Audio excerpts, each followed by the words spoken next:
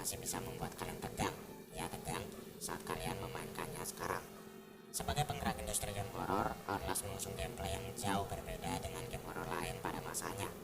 Protagonis utama dalam game ini bukan orang yang hebat, kuat, dan bisa melewati berbagai rintangan dengan menggunakan kemampuannya, melainkan seorang jurnalis yang lemah, tidak berdaya, dan hanya berbekal camcorder untuk melarikan diri dari sekumpulan variants, monster mengerikan yang akan terus meneror kalian tanpa henti dalam bangunan rumah sakit jiwa terbengkalai Mount Massive Asylum.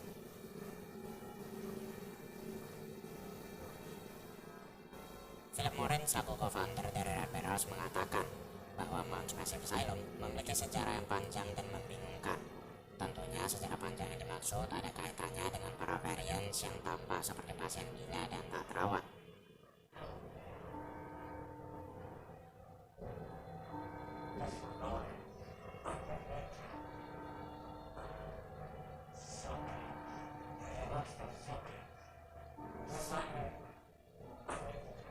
Kita akan membahas latar belakang dari Mount Massive Asylum yang ada kaitannya dengan sebuah proyek rahasia CIA bernama MK Ultra. Ini adalah proyek eksperimen mengerikan yang sempat dijalankan saat Perang Dingin berlangsung. So without any further ado, stop senyum-senyum, salah intro ya. Tidak apa basa-basi lagi, mari kita mulai pembahasannya.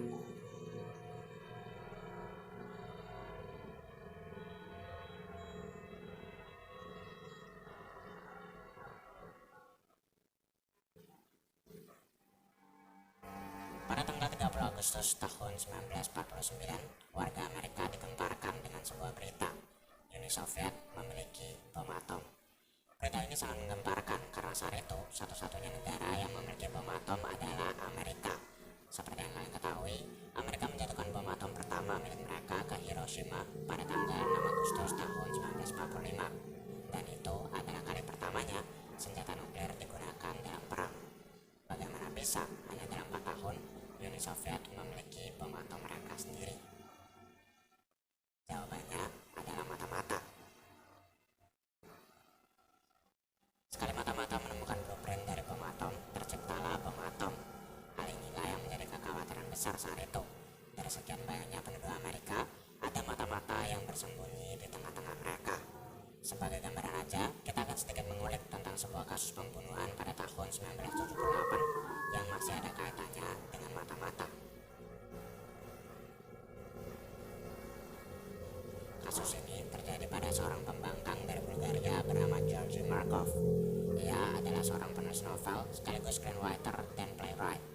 Pada tahun 1968, Georgie memutuskan untuk pindah ke London dan bekerja sebagai penyiar radio sekaligus jurnalis di BBC World Service. Di sana, ia sering melakukan kampanye berupa kritikan keras terhadap rezim Bulgaria yang waktu itu komunis. Bahkan semakin lama, kata-katanya semakin pedas. Sampai akhirnya pada tahun 1978 saat ia menunggu bus, seseorang berjalan melewatinya dan tidak sengaja menyentuh kakinya dengan sebuah payung. Ketidaksengajaan menjadi menarik ketika terungkap bahwa ternyata orang itu adalah mata-mata Rusia dan payung yang ia gunakan bisa menembakkan peluru kecil tak kasat mata yang di dalamnya telah diisi dengan racun resin mematikan. Sebagai akibatnya, Georgie tewas 4 hari kemudian. Kasus barusan tidak ada hubungannya dengan apa yang akan kita bahas di video ini, hanya sebagai gambaran mengenai situasi bahaya yang kira-kira bisa kalian rasakan di masa Perang Dingin. Nah, perasaan tidak nyaman, kepanikan, dan kekhawatiran ini memberikan CIA sebuah ide yang tidak kalah mengerikan, Project MK Ultra. Tujuan utama dijalankannya proyek eksperimen MK Ultra adalah untuk mengontrol pikiran orang lain, atau biasa lebih dikenal dengan istilah mind control. Bayangkan bagaimana jika dengan proyek itu, mereka bisa mencuci otak mata-mata Rusia untuk kemudian dipekerjakan tanpa sadar. Proyek ini dijalankan secara rahasia tanpa sepengetahuan masyarakat luas. Sebelum akhirnya pada tahun 1974, semua kekejian yang dilakukan oleh CIA diungkap oleh seorang jurnalis bernama Seymour Hersh melalui majalah New York Times. Ide gila ini berasal dari direktur CIA bernama Alan Dulles. Setelah mendengar laporan mengenai pencucian otak di Korean War, ia memberikan izin pada CIA untuk mulai melakukan penelitian terhadap obat-obatan yang sekiranya bisa digunakan untuk mengontrol pikiran orang lain. Setelah melakukan penelitian ini, mereka menemukan jenis obat baru, yaitu LSD, dan memutuskan untuk menggunakannya. Kita tahu LSD adalah narkotika yang bisa mempengaruhi mental seseorang, namun pada saat itu jenis obat ini masih baru.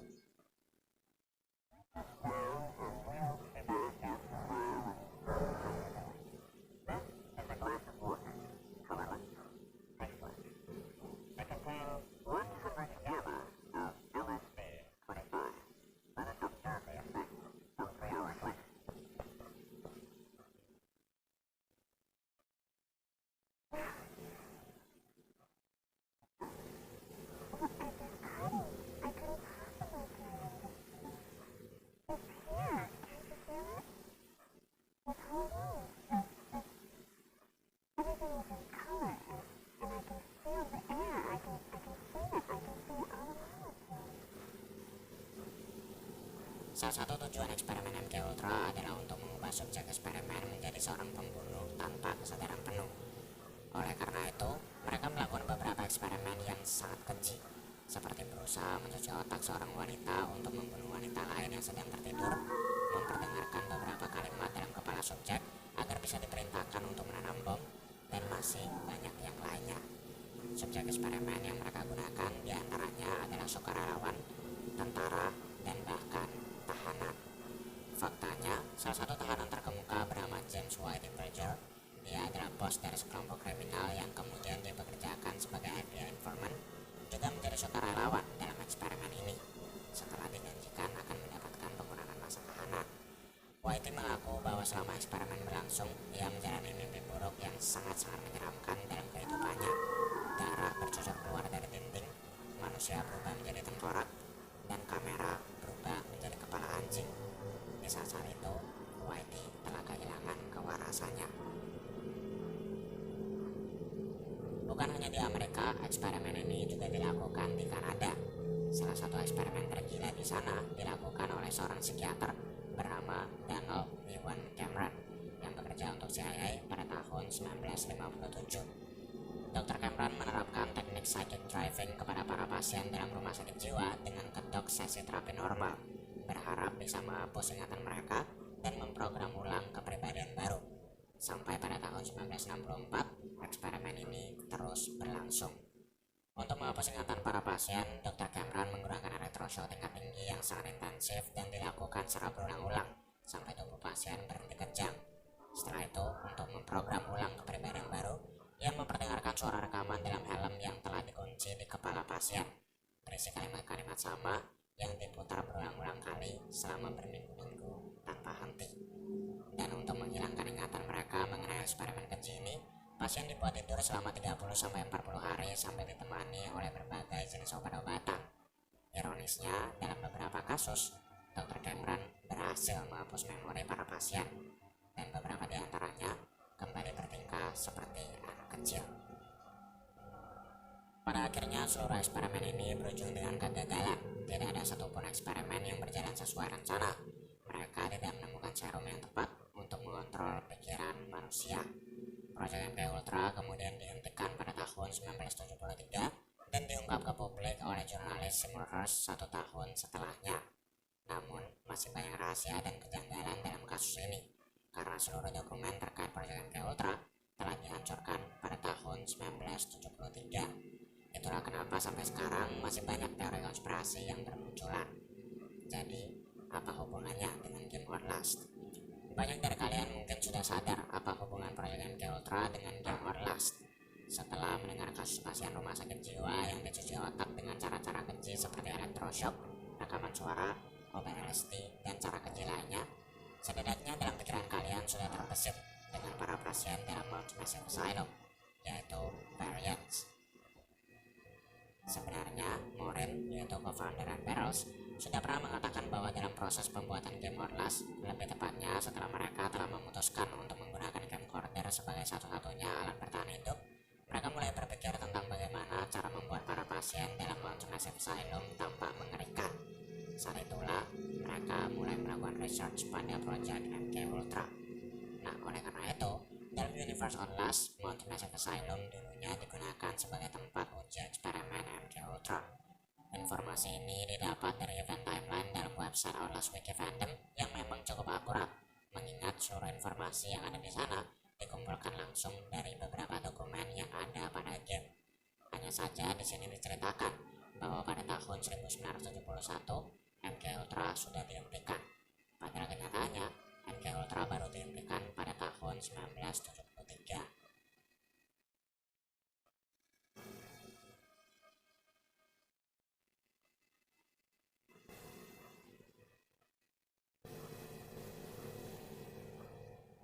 Proyek ini kemudian kembali dilanjutkan pada tahun 2006 oleh Murkoff Corporation dengan nama Morphogenic Engine Experiment.